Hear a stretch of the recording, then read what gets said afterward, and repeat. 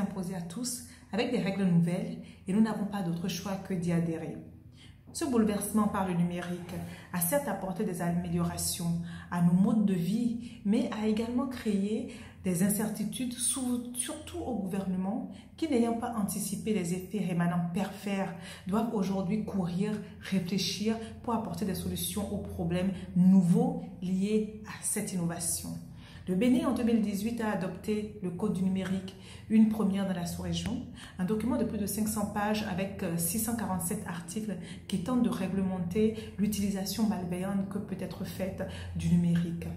En février 2021, le monde entier a assisté au bras de fer qui a opposé l'Australie à Facebook lorsque ce pays a décidé de rédiger un projet de loi sur la rémunération des médias par les géants du net. En riposte, avant de revenir à la table des négociations, Facebook a décidé de bloquer les contenus d'actualité médias australiens. C'est un exemple récent qui met en exergue le fait que les géants GAFAM peuvent mettre en difficulté nos États et s'imposer à eux.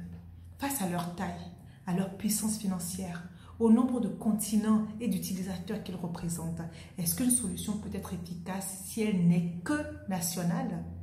L'Union européenne tente depuis plusieurs années de trouver des solutions et a adopté en avril 2016 un règlement relatif à la protection des personnes physiques et à l'égard du traitement des données à caractère personnel et à la libre circulation de ces données. Ce règlement ne protège que les données des utilisateurs européens.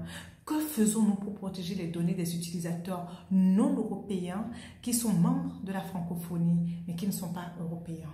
La Commission européenne encourage également les États-Unis à se joindre à l'Union européenne pour créer, je cite, des règles pour l'économie numérique valables dans le monde entier.